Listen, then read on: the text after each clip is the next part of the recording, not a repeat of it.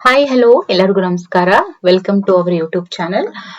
ಇವತ್ತಿನ ತರಗತಿಯಲ್ಲಿ ನಾವು ಚಲನೆಯ ನಿಯಮಗಳು ಇದ್ರ ಬಗ್ಗೆ ನಾವು ನೋಡ್ತಾ ಹೋಗೋಣ. ಚಲನೆಯ ನಿಯಮಗಳು ಅಂತ ಬಂದಾಗ ಚಲನೆಯಲ್ಲಿ ನಾವು 3 ನಿಯಮಗಳನ್ನ ನಾವು ನೋಡ್ತೀವಿ. ಆಯ್ತಾ? ನ್ಯೂಟನ್ಸ್ ಲಾಸ್ ಆಫ್ ಮೋಷನ್ ಅಂತಾನೆ ಹೇಳ್ತೀವಿ. ಹಾಗಾದ್ರೆ ಚಲನೆಯ 1ನೇ ನಿಯಮ ಏನ್ ಹೇಳುತ್ತೆ ನೋಡಿ. ಚಲನೆಯ ಮೊದಲನೆಯ ನಿಯಮ ಏನಿದೆ ಅದು ಜಡತ್ವ ಬಗ್ಗೆ ಹೇಳುತ್ತೆ. ಆಯ್ತಾ? ಅಂದ್ರೆ ಹೊರಗಿನ ಬಲ ಪ್ರಯೋಗವಾಗ್ಲಿಲ್ಲ ಅಂದ್ರೆ ಚಲಿಸುತ್ತಿರುವಂತಹ ವಸ್ತು ಚಲಿಸುತ್ತಲೇ ಇರುತ್ತೆ. ಆಯ್ತಾ?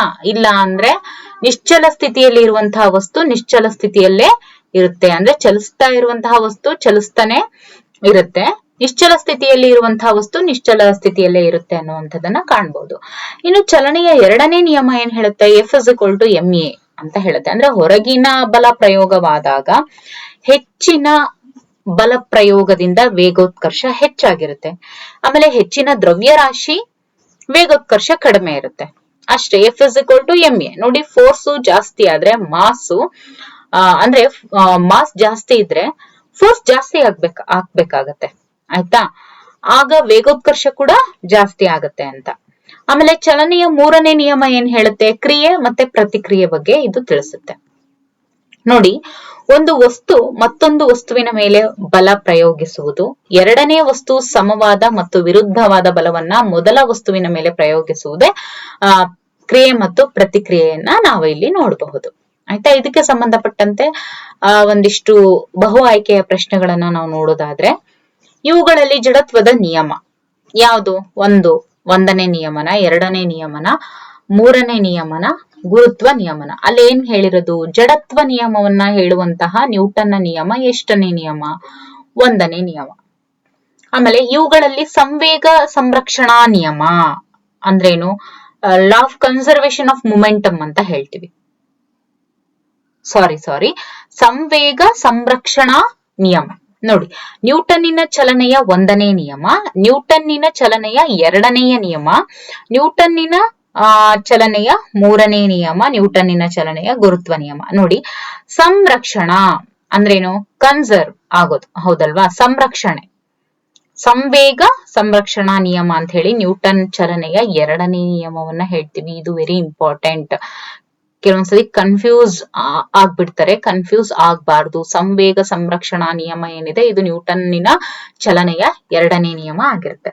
ರಾಕೆಟ್ ಚಲನೆಯು ಈ ನಿಯಮಕ್ಕೆ ಉದಾಹರಣೆಯಾಗಿದೆ. Yes, absolutely correct. That is ಚಲನೆಯ 3ನೇ ನಿಯಮ. ಚಲಿಸುತ್ತಿರುವ ವಾಹನದ ಚಾಲಕನು ತಕ್ಷಣ ಬ್ರೇಕ್ ಹಾಕಿದಾಗ ಪ್ರಯಾಣಿಕರು ಮುಂದಕ್ಕೆ ಬಾಗ್ತಾರೆ. ಯಾಕೆ? ಅಕಾರ್ಡಿಂಗ್ ಟು ಜಡತ್ವದ ನಿಯಮ. ಅದಕ್ಕೋಸ್ಕರ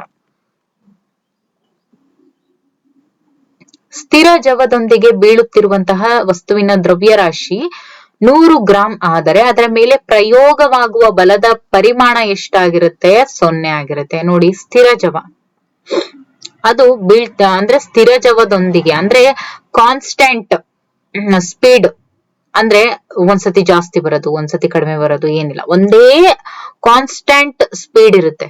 ಓಕೆ, ಅಥವಾ ಕಾನ್ಸ್ಟೆಂಟ್ ವೆಲಾಸಿಟಿ ಅಂತ ಕೂಡ ನಾವು ಹೇಳ್ತೀವಿ. ಜೋರಾಗಿ ಬರೋದು, ಸಣ್ಣಗ್ ಬರೋದು ಆ ರೀತಿ ಇಲ್ಲ. ಏನು, ಒಂದೇ ಜವ ಇರುತ್ತೆ. ಆ ರೀತಿ ಬೀಳ್ತಾ ಇರುವಂತಹ ವಸ್ತುವಿನ ದ್ರವ್ಯರಾಶಿ 100 ಗ್ರಾಂ ಆದ್ರೆ ಅದ್ರ ಮೇಲೆ ಪ್ರಯೋಗವಾಗ್ತಕ್ಕಂಥ ಬಲದ ಪರಿಮಾಣ ಎಷ್ಟಿರುತ್ತೆ? 0 ಆಗಿರುತ್ತೆ. ಓಕೆ, ಒಂದು ಕಾಯದ ಮೇಲೆ ನಡೆದ ಕೆಲಸ ಕೇವಲ ಅದಿಶ ಪರಿಣಾಮ ಆಗಿರುತ್ತೆ. ನೋಡಿ, ಒಂದು ಕಾಯದ ಮೇಲೆ ನಡೆದಂತ ಕೆಲಸ ಏನಾಗಿರುತ್ತೆ? ಬರೀ ಅದಿಶ ಪರಿಮಾಣ ಆಗಿರುತ್ತೆ. ಆಯ್ತಾ? ಇನ್ನು ಒಂದು ವಾಹನದ ಮೇಲೆ ಪ್ರಯೋಗಿಸುತ್ತಿರುವಂತಹ ಬಲವನ್ನ ದ್ವಿಗುಣಗೊಳಿಸಿ ಭಾರವನ್ನ ಅರ್ಧಕ್ಕೆ ಇಳಿಸಿದಾಗ ಆರಂಭ ಮತ್ತು ಅಂತ್ಯದಲ್ಲಿ ವೇಗೋತ್ಕರ್ಷದ ಅನುಪಾತ ಎಷ್ಟಿರುತ್ತೆ? ಒಂದು ವಾಹನದ ಮೇಲೆ ಪ್ರಯೋಗಿಸುತ್ತಿರುವಂತಹ ಬಲವನ್ನ ನಾವು ದ್ವಿಗುಣಗೊಳಿಸಿದ್ರೆ ಅಂದ್ರೆ ಡಬಲ್ ಮಾಡಿ ಮತ್ತೆ ಭಾರವನ್ನ ಅರ್ಧಕ್ಕೆ ಇಳಿಸಿದಾಗ ಆರಂಭ ಮತ್ತು ಅಂತ್ಯದಲ್ಲಿನ ವೇಗೋತ್ಕರ್ಷ ಏನಾಗಿರುತ್ತೆ? ಅದರ ಅನುಪಾತ 1:4 ಆಗುತ್ತೆ.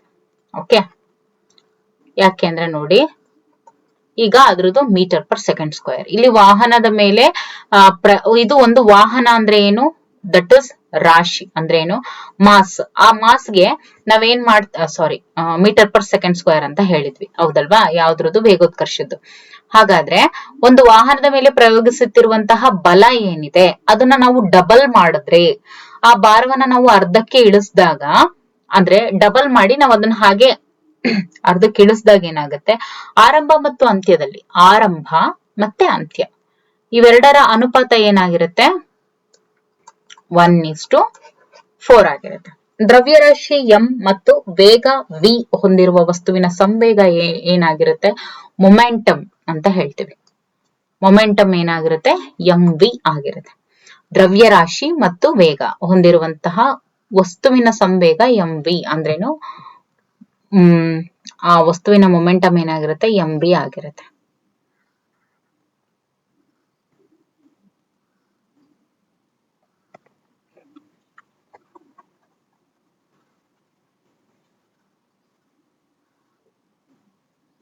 ನೋಡಿ, ಸಂವೇಗ ಸಂರಕ್ಷಣಾ ನಿಯಮ ಅಂತ ಹೇಳಿದ್ರೆ ಕನ್ಸರ್ವೇಷನ್ ಆಫ್ ಮೊಮೆಂಟಮ್ ಅಂತಾನೆ ಹೇಳ್ತೀವಿ. ಓಕೆ, ಈ ಕನ್ಸರ್ವೇಷನ್ ಆಫ್ ಮೊಮೆಂಟಮ್ ಯಾವಾಗ್ಲೂ ನ್ಯೂಟನ್ನಿನ ಎರಡನೇ ನಿಯಮ ಹೇಳುತ್ತೆ.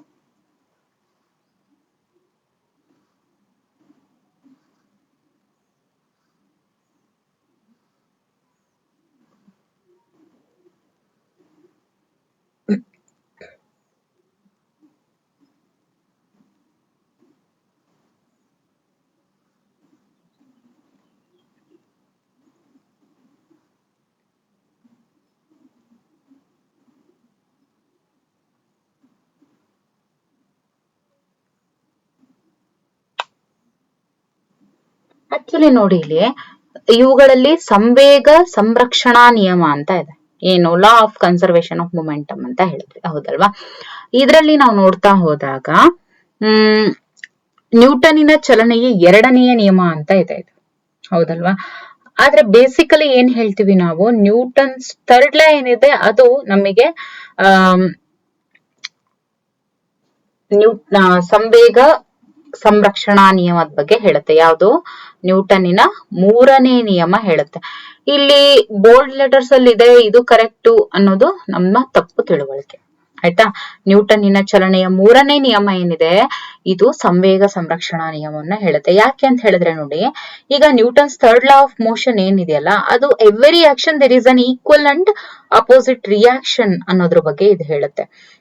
ಓಕೆ, ನಾವ್ ಅದನ್ನ ಐಸೋಲೇಟೆಡ್ ಸಿಸ್ಟಮ್ ಅಲ್ಲಿ ನಾವು ನೋಡ್ಬೋದು. ಯಾಕೆ ಅಂತ ಹೇಳಿದ್ರೆ, ಒಂದು ಐಸೋಲೇಟೆಡ್ ಸಿಸ್ಟಮ್ ಇರುತ್ತೆ ಅಂತ ಹೇಳಿದ್ರೆ ಅಲ್ಲಿ ಯಾವುದೇ ಒಂದು ಎಕ್ಸ್ಟರ್ನಲ್ ಫೋರ್ಸಸ್ ಆ ಒಂದು ಆಬ್ಜೆಕ್ಟ್ ಮೇಲೆ ಆಕ್ಟ್ ಮಾಡೋದಿಲ್ಲ, ಆಯ್ತಾ?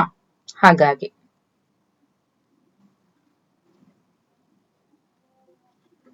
ಸೊ ಇದಿಷ್ಟು ಚಲನೆಯ ಬಗ್ಗೆ ಆಗಿತ್ತು.